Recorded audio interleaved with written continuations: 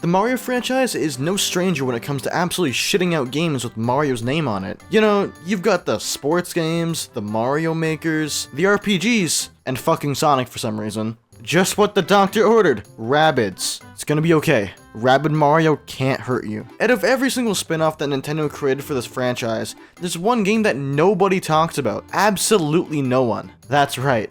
Mario's Time Machine. You probably read the video title. Well, the surprises already ruined at this point. Not like there was ever gonna be any surprise. Yeah, it's the damn Toad. This guy got his own game. As with everything, the year of Luigi came around in 2013. Nothing will top the generational loss they got from that whole ordeal. But this masterpiece came out, and some people like myself like to consider all that revenue loss to be worth it. I mean, look at how much I've got to my name in comparison. I can buy maybe a Snickers bar with this, or 3. But that's besides the point. Super Mario 3D World had loads of these little diorama-like stages where you play as the magnificent Captain Toad and collect a bunch of the game's green stars. These levels are so much fun, I hope they make a game out of it. Lo and behold, E3 2014 came around and finally I can sleep. I was only awake for 9,000 or so hours. Well, here it is. Hallelujah, it doesn't say Mario on it. I'm surprised I didn't go the route and call it Super Mario 3D World 2 Captain Toad. Wouldn't have been the first time they went with the weird naming structure. Oh yeah, it got a Switch port and a Switch 2 update. Holy shit, how high of a resolution does someone need to play this game in? I think this might be Captain Toad. I don't know though. The game doesn't really make it clear. Just like with every single game I like to cover, let's start with the game's plot. Mario games. These bad boys are often known for their use of this small little thing called storytelling. Super Mario World? More like Persona 5. The amount of symbolism here is insane. The use of the color red on Mario is a symbol for the struggle society goes through every single moment of every single day. What am I even saying? This is stupid. Captain Toad Treasure Tracker is as simple as a plot can get for these games. The game revolves around this giant crow named Wingo. No idea where he came from, but they really love kidnapping one of our 2 toads. Yep, that's it. The game is split into 3 whole episodes. Toadette gets kidnapped, then Captain Toad, then Toadette again. I do kinda wish the game had at least some sort of actual story to it. Kidnapping is a very easy throwaway idea that always works no matter the circumstances, but I kinda wish the game had more of a goal outside of that. Maybe this guy posed an actual threat to the whole world and we had to stop him. But no, it's a nothing burger of a plot. It's not like the story is the main draw of this game. The levels are what really matters. The game controls like an absolute dream. It's nothing too crazy, but I absolutely love how they handled him. The whole gimmick behind Captain Toad is that he can't jump. The goal is to figure out how to complete the level without the use of certain actions we take for granted in video games. His moveset was taken entirely from 3D World and slightly expanded on. Just casually running around with no other abilities would make the game get stale really fast. Like, extremely fast. They decided to add the ability to pluck objects. Most of the time you'll be plucking coins or turnips to attack enemies, I guess. Turnips are a weird thing to bring back, but you gotta throw some nostalgia for old Mario games in there somehow. Did you know Super Mario Bros. 2 is actually Doki Doki Panic? For a game so focused on puzzles, they spent so much time crafting a moveset that would work so perfectly for these small levels. One of my favorite parts about this game technically isn't part of the controls per se, but when you twist the control stick around too fast, Toad gets dizzy and falls over. It's such a fun little attention to detail that the developers didn't really need to add at all, but did so because they wanted to. If this game were to ever get a sequel, I would love to see how they evolve the formula. Giving Captain Toad more tools to work with would be so cool to see. I think giving him a jump would defeat the whole purpose, but I think it would be cool if they designed certain puzzles with elements where he took his backpack off, giving him a little hop for a limited time. Kinda like how Baby Mario would run around when Yoshi grabbed the Superstar. Before talking about the levels, I want to quickly talk about the menu for this game. I love how it's presented as if Captain Toad is retelling his adventures with the Brigade through a storybook. Kinda reminds me of Rosalina's storybook from Super Mario Galaxy. All the midpoints in each book have these little pictures detailing what the next chapter of their adventure entailed. Each level itself is a picture as well, but they are more so just images of the levels and less like the amazing art made here. The levels are about gathering power stars. Who would have thunk it? It's a fucking Mario game. Each level, however, has many different collectibles. Whether it's 3 gems, a golden mushroom, a 1-up, having all these collectibles gives so much more replayability to each level. Most of the extra stuff is associated with the challenges that each and every single level has. I feel like I'm praising this game way too much. What's an issue I have here?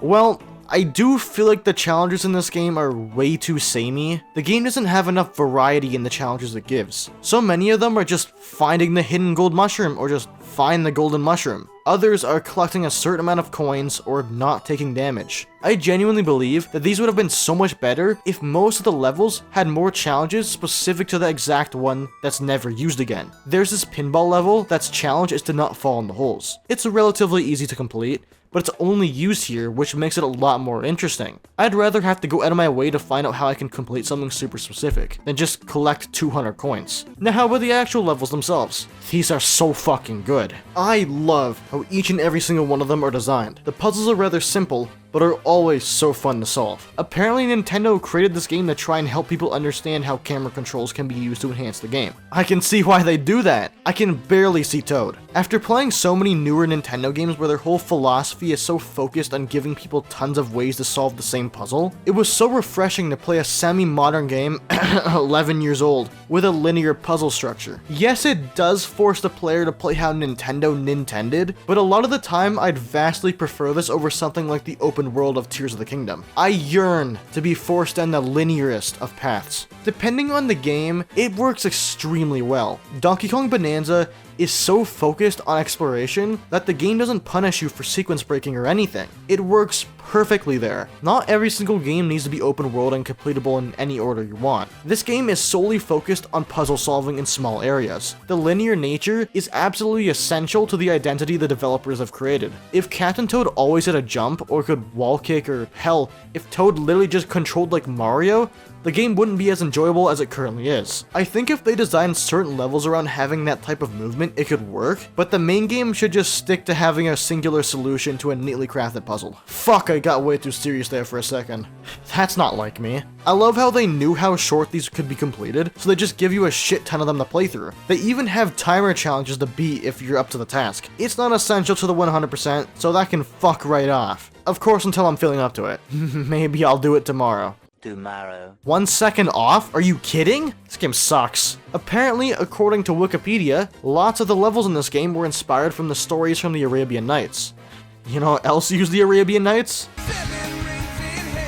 Every fucking time Nintendo sprinkles nostalgia over my head, God, I need a Snickers. Not sponsored, I just really like Snickers bars. The Donkey Kong stage is really cool, especially since they throw spiked balls down. Who is this imposter? You're not Donkey Kong. Go back to where you came from, bro. You don't belong here. I mean, neither do I, but I'm the player. I get a pass. Speaking of Donkey Kong, the little power-up they have in this game, which is just a pickaxe, is actually a remixed version of the theme song that plays when Mario uses the hammer in the original arcade game. This game is 44 years old. Nintendo, give this guy a golden jet or something. He deserves it. Every level is amazing here, but I don't really have any that are a particular favorite of mine. That award is saved for the bonus levels. The minecart levels are some of the coolest levels in the entire game. They're borderline auto-scrollers, but they feel a lot like the on-rail shooters you'd play at arcades, if any of those actually exist anymore, which I particularly enjoyed. I'm glad they didn't include too many of them. It would have gotten a bit too repetitive. Nintendo actually has one extra little challenge you can partake in after completing a level. It's finding pixel toads. In the original game on Wii U, you could find Pixel Rosalina and Pixel Luigi's everywhere. No idea why they removed them here. I hate you, Nintendo. Pixel Toad is hiding somewhere in the level, and it's your job to find him. This really hones in the fact that they want you to use the camera. He could be available for you to click within a matter of milliseconds, or you can actually have to travel to different parts of the level so the camera can move in a different position and actually find him there. The Pixel Toads are an incredibly intuitive way to teach players without shoving a bunch of tutorials on their face. It's very accessible to everyone, which is really cool. What is something this game absolutely has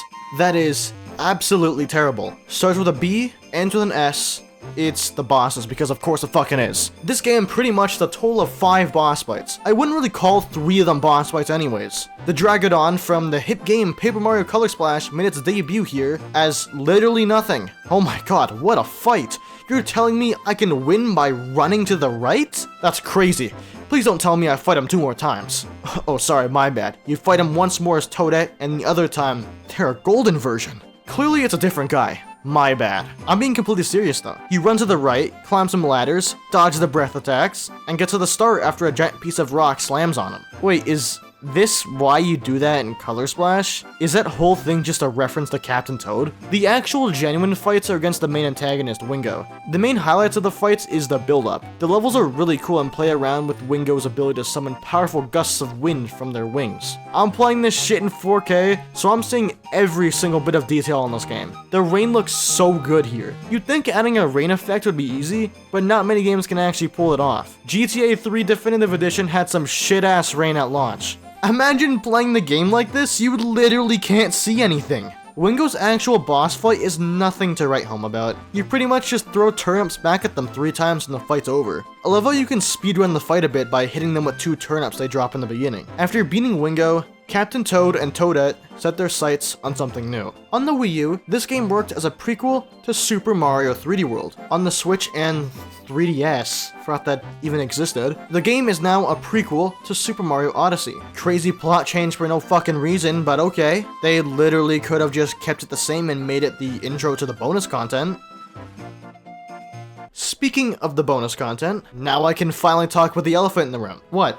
His name's Jerry. Captain Toad on Nintendo Switch and 3DS feature new levels based off Super Mario Odyssey. All the 3D World levels from the original have been gutted for these. Those were really cool little secrets. I think they should have made them extra unlockables after 100%ing everything. They were literally taken straight from 3D World and plopped in this game. They just made them playable for Toad since he can't jump. It was very cute and I would have loved to see them in this version. It's too bad they aren't. The Super Mario Odyssey levels though, oh my lord, I love these so much. They capture so much of what the real game had in its kingdoms. It's so weird, but I felt more inclined to explore these levels way more than I did with the ones in the base game. Playing these for the very first time took me back to 2017 when I played Super Mario Odyssey for the very first time. It was a simpler time. I loved that game so much despite its flaws. Playing these just reminded me just how much I really loved it. One of the coolest things is how you collect power moons instead of stars. They put way too much effort into these. It made me sad when it ended. My favorite level in the entire game is the one based off New Donk City. I don't want to ramble too much, so I'll just move on before I talk for hours about it. Sadly, the rest of the bonus section isn't exactly the greatest. It suffers from the same thing 3D World and even 3D Land suffered from. You explore several levels you've already gone through, just in a more annoying way. This fucking level was terrible.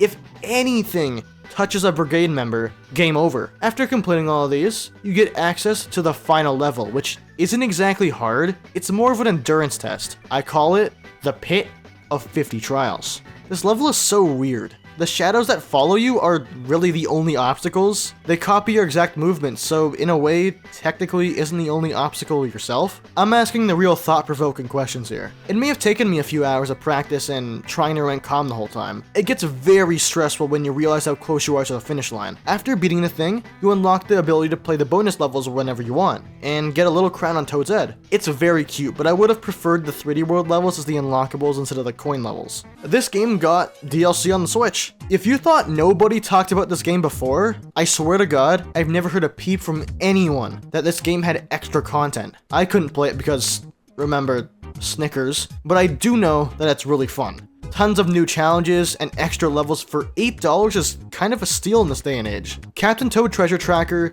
is one of my favorite Mario spin-offs. Despite the few gripes I have with this game, like the lack of actual boss fights or zero plot, I think this game deserves to be praised and talked about more for how incredible of a puzzle game it truly is. After playing so many of Mario's spin-offs, this one is definitely worth playing. It may be a little short, clocking in at just over 15 hours to 100%, but the amount of charm this game exudes in such a short amount of time is astounding. I need this game to get a sequel. It's only been, checks watch, 6 years since the game was ported to the Nintendo Switch. Hopefully Captain Toad fans can feast sometime soon. One of my favorite parts of playing games is getting to share my opinions on them, regardless of whether or not they're actually good. Writing these scripts and editing takes so much time, but I feel like it's worth every single second I put into it. Getting to discuss what parts of games people liked and disliked brings me so much joy. I may not be the best writer in the world, but god damn it is it fun to express my feelings for the games I love. Nintendo, you fucking suck as a company, but I owe some of the greatest experiences in my life to the games you've created. You've been there to entertain me since I was a literal fetus. Making bongos into a controller is a little too weird though. What were you thinking? I'd like to thank you for watching. I apologize for the lack of longer videos. My personal life gets in the way of creating content sometimes, and it's out of my control. I'm always striving to make weekly content though. If you stuck around to the end, please make sure to like, comment, and subscribe, as well as turn on post notifications to stay up to date with everything I post. I'll see you all hopefully soon. Have an amazing rest of your week. Bye bye. Who would have thunk it? It's a fucking Mario game!